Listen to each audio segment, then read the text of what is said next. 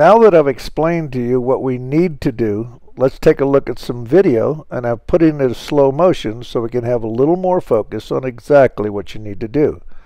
Getting your RPMs, your front brake, and the clutch set perfectly is the first part of getting a good start. Once you have your preparation right, next it's about follow through and doing that perfectly.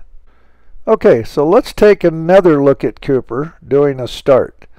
Get your feet locked in tight to the pegs, make sure your clutch is set properly, and make sure that you are getting the best possible traction whenever you take off. Now let's listen and watch as Cooper does one in real time.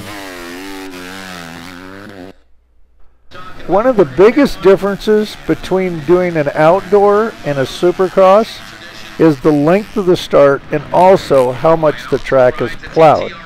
You will probably need to get back a little bit more the deeper it's plowed so that you can get more traction and keep the front end light as much as you possibly can all the way to the first turn.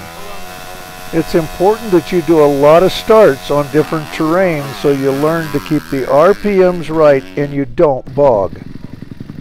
While making sure you're doing your preparation before every start, it's always a good idea to spin the rear wheel a little bit so that it lays right in the bottom of that groove.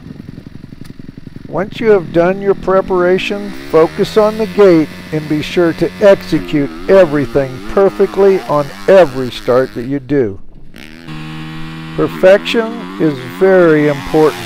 Even a little bit of a cross rut coming out of the gate will cost you. That little bit can mean the difference between a whole shot and only being in the top 5 going into the first turn. Even though we're talking a 450 here, you do make sure the RPMs are up and there's no bog coming off of the line. Focus on the gate, and remember, when that gate drops, the most important thing is get traction and try to maintain that traction as far as you possibly can all the way to the first turn.